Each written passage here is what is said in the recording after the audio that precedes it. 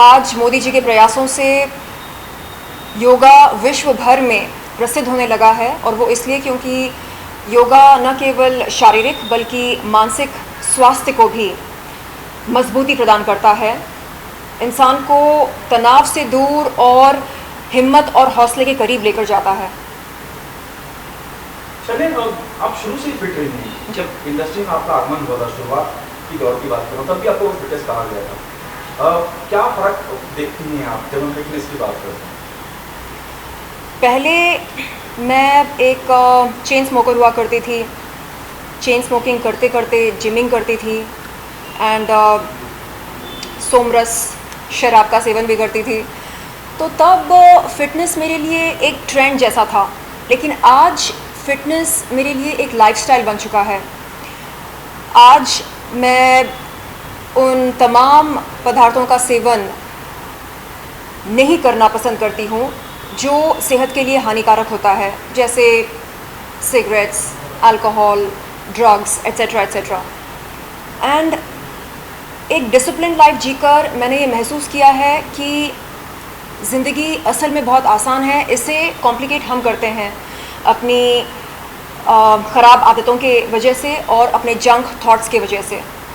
तो योगा ने मुझे ये सिखाया कि सरलता में बहुत ताकत होती है, सादगी में बहुत ताकत होती है।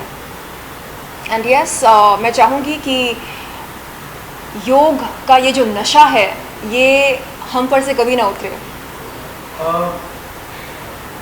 चलिए, इसे आप सिखाना चाहेंगे कि इसे सिखाना चाहेंगी, और गिव द रीजन आल्सो। जी, मैं कंगना जी, विद्या बालन जी की बहुत बड़ी फ़ैन रही हूँ। कंगना जी तो हमेशा से फिट रही हैं, वो खुद योगा करती हैं। रही बात विद्या बालन जी की, तो मैं हाल ही में जब उनकी फ़िल्म शेरनी देख रही थी, मुझे लगा क्यों वो अनफिट लग रही हैं या अनहेल्दी लग रही हैं। तो मेरी उनसे दरख्वास्त है, मेरी उनसे विनती है कि वो पहले की तरह फ़िट हो जाएं। उनकी जो पहली फ़िल्म थी, उसका नाम मुझे याद नहीं आ रहा है, लेकिन उसमें वो बहुत स्लिम थी। आज पता नहीं क्या हो गया, शायद व्यायाम के लिए उनके पास समय नहीं है। होना चाहिए, निकालना चाहिए समय। तो मेरी उनसे दरख्वास्त है कि वो योगा करें एंड बहुत जल्द पहले की तरह एकदम फिट एंड हेल्दी लगे। एक्टर ऐसे कई एक्टर्स हैं हमारे फिल्म इंडस्ट्री में जो ड्रग्स लेते हैं, नशीली पदार्थों का सेवन करते हैं, और ये सब करते हुए जिम में जाकर डोले शोले भी बनाते हैं। तो मैं उनसे ये निवेदन करती हूँ कि वो देश के युवा को गुमराह ना करें, ये मैसेज ना दें देश के युवा को कि आप चरस पियो, गांजा पियो और डोले शोले बनाओ। नहीं, मेरा उनसे ये निवेदन है कि वो प्लीज़ खुलकर ड्रग्स का विरोध करें और योगा का प्रचार करें, एंड एक हेल्दी लाइफस्टाइल को प्रमोट करें। वर्कआउट या फिटनेस एक ट्रेंड नहीं होना चाहिए, एक लाइफस्टाइल होनी चाहिए। तो ऐसे कई एक्टर्स हैं जिनको मैं योगा सिखाना चाहूँगी, बट नवाज का नाम लिया। नवाजुद्दीन जी अच्छे कलाकार हैं, बट उनको देखकर लगता है कि वो हेल्दी नहीं है। मतलब शायद खाते पीते नहीं हैं, या शायद कुछ ऐसी पदार्थों का सेवन करते होंगे जो उनके लिए अच्छा नहीं होगा, हो सकता है, I don't know, I am not sure. तो मैं ज़रूर उनको योगा सिखाना चाहूँगी और कहना चाहूँगी कि नवाजुद्दीन जी, आप प्लीज़ जल्द से जल्द सेहतमंद हो जाएं और एकदम रफ़ एंड टफ लगें। फ़िलहाल ऐसा लगता है कि अगर वो और मैं कुश्ती लड़ें तो मैं उनको आसानी से राउंड 1 में गिरा सकती हूँ। ये देख रहे हैं आप। चलिए, आपने कहा कि योगा सिर्फ शारीरिक आपको फिटनेस मिलता है, मानसिक तनाव, और जिस इंडस्ट्री से आप आती हैं, हमने बहुत से ऐसे दुखद हादसे देखे हैं, सुशांत सिंह राजपूत से लेकर रंगीला, जो मानसिक तनाव में आके डिसीजन ले लेते हैं, डिप्रेशन में चले जाते हैं। दीपिका पादुकोण से लेकर जितने भी बड़े दिग्गज उन्होंने जिक्र किया है। क्या मानती हैं आप, क्या आप ये मानती हैं कि अगर इस तरह से मानसिक तनाव दूर होता है तो इंडस्ट्री में एक रूल होना चाहिए और कहीं ना कहीं जो आत्महत्याओं का सिलसिला है वो भी रुके? जी बिल्कुल। मैंने अपनी निजी ज़िंदगी में ये महसूस किया है कि जब जब मानसिक तनाव होता है तब ऐसा लगता है कि ज़िंदगी में ना कोई रंग है, ना कोई स्वाद है और कोई मकसद नहीं रहता जीने के लिए। तो इस मानसिक तनाव से हम मुक्ति कैसे पाएँ, छुटकारा कैसे पाएँ? इसका उपाय बहुत ही आसान है। हम जब योगा करने बैठते हैं तो सबसे पहले हमसे ये कहा जाता है कि इस पल में जियो। कल क्या हुआ था, किसने क्या बोला, कल क्या होने वाला है, कौन क्या करेगा, इन चीज़ों के बारे में मत सोचो, बस इस पल में जियो। और इस पल में जीने के लिए क्या करना पड़ता है? लंबी लंबी सांसें लेनी पड़ती है इस पल में जीने के लिए। तो हम जब अब में जीना शुरू करते हैं, नाउ, तो वो नाउ हमारा वो अब और बेहतर होने लगता है।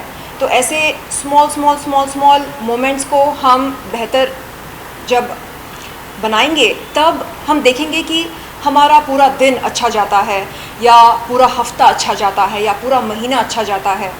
एंड एक आध बार कभी हमें मानसिक तनाव महसूस हो या एक आध बार अगर हम हिम्मत हारते हैं तो इसमें हार मानने की कोई ज़रूरत नहीं है। ठीक है, it's okay, this too shall pass. तो ये हमारा मोटो होना चाहिए, चाहे जो भी संघर्ष हो। अगर हम किसी परीक्षा में फ़ेल होते हैं या किसी प्रोजेक्ट से हमें निकाला जाता है या कहीं पर हम रिजेक्शन फेस करते हैं, इन चीज़ों से हम कैसे कैसे ख़ुद को दूर रखें, यानी इन चीज़ों को फेस करते हुए हम कैसे ख़ुद को प्रोटेक्ट करें, रिजेक्शन से कैसे प्रोटेक्ट करें एंड नेगेटिविटी से कैसे प्रोटेक्ट करें, एंड ये लोग जो हमें जज करते हैं, जजमेंट से कैसे प्रोटेक्ट करें। बस एक ही उपाय है, योगा। अब में जियो, अब में कैसे? लंबी लंबी सांसें लो एंड जो योगा पोज है बस उसी पर फोकस करो। क्या करना है, योगा पोज कैसे करना है। तो हम जब योगा पोज पर फोकस करने लगते हैं हम भूल जाते हैं किसने क्या बोला, क्या किया और किसने हमें कैसे दुख दिया, किसने हमारे बारे में क्या स्टेटमेंट दिया। ये सब हम भूलने लगते हैं, हमारे दिमाग से ये सब निकलने लगता है। So for me that has really helped, क्योंकि देखिए इस इंडस्ट्री में बहुत नेगेटिविटी है, बहुत सारे चेहरे हैं जो दिखता है वैसा होता नहीं है। तो ऐसे में हम बैलेंस कैसे ढूंढें, इक्विलिब्रियम कैसे ढूंढें? बस मेडिटेशन करके और योगा करके। और मैं बहुत बहुत आभारी हूँ हमारे प्रधानमंत्री श्री मोदी जी का मतलब मोदी जी की आभारी हूँ मैं, इसलिए क्योंकि उन्होंने योगा को बहुत बहुत बढ़ावा दिया। आप मुझे बताइए, क्या 7-8 साल पहले योगा इतना प्रसिद्ध हुआ करता था? नहीं। हम सब अपनी अपनी ज़िंदगी में व्यस्त हमेशा से हुआ करते थे और मस्त हुआ करते थे। एंड बॉलीवुड में ड्रग्स पहले भी था, आज भी है, लेकिन आज नारकोटिक्स कंट्रोल ब्यूरो का मतलब आज बॉलीवुड उनके रेडार पर है। ठीक है, इसलिए लोग जो कर रहे हैं वो चौकन्ना होकर कर रहे हैं। लेकिन मैं चाहती हूँ कि बहुत जल्द लोग 1000 बार सोचें ड्रग्स लेने से पहले, एंड बॉलीवुड का अच्छी तरह से स्वच्छ अभियान हो, एंड हम सब का स्वच्छ अभियान हो, हमारी सोच का, हमारे तन का, मन का। एंड इसका एक ही माध्यम है और वो है योगा, क्योंकि योगा हमें हमारा जो हायर कॉन्शियस होता है कॉन्शियसनेस, उसके करीब लेकर जाता है, ईश्वर के करीब लेकर जाता है। एंड दिस आई से आउट ऑफ पर्सनल एक्सपीरियंस। ऐसा नहीं कि किसी किताब में पढ़कर बोल रही हूँ या किसी ने मुझे बताया तो मैं ये मैसेज कन्वे कर रही हूँ, नहीं। It's out of personal experience, मेरा निजी ज़िंदगी में जो अनुभव रहा है वो मैं व्यक्त कर रही हूँ। आखिरी सवाल, अब कहीं ये भी कहा जा रहा है, जैसे आपने कहा कि ऐसा बहुत कुछ इंडस्ट्री में जो होता है, जो दिखता है वो होता नहीं है। जी अजीबोगरीब है इंडस्ट्री, हमेशा से आपको इस बात को सवाल उठाते हैं। सुशांत सिंह राजपूत का हमने देखा जिस तरह से उनका जाना हुआ, अब कहीं खबरों में ये है कि कई प्रोजेक्ट से कार्तिक आर्यन को निकाल दिया गया है, क्या आप मानती हैं कि सुशांत के बाद कार्तिक दूसरे शख्स के निशाने में? मैंने इस विषय पर ट्वीट किया था, मैंने कार्तिक से ये कहा कि लिसन कार्तिक, ईगल हमेशा सोलो फ्लाई करता है, एक झुंड में फ्लाई नहीं करता है ईगल। आप ईगल हो तो आप सोलो फ्लाई करो, आपको किसी माँ बाप की ज़रूरत नहीं है, किसी गॉडफादर की ज़रूरत नहीं है। गॉडफादर की ज़रूरत उनको होती है जिनके पास टैलेंट नहीं होता, जिनके पास सिर्फ एक सरनेम होता है, यू नो, नेपो किड्स, उनको गॉडफादर की ज़रूरत होती है। आप जैसे टैलेंटेड एंड यू नो होनहार कलाकार को किसी भी माँ बाप की ज़रूरत नहीं है, आप खुद के माँ बाप हो, आप प्लीज़ ये बात याद रखें। एंड हम सब आपके साथ हैं, निराश होने की ज़रूरत नहीं है, एक फ़िल्म गई तो दूसरी फिल्म आएगी, यू नो, ज़िंदगी का दस्तूर है ये। So don't take it personally and don't take it to heart.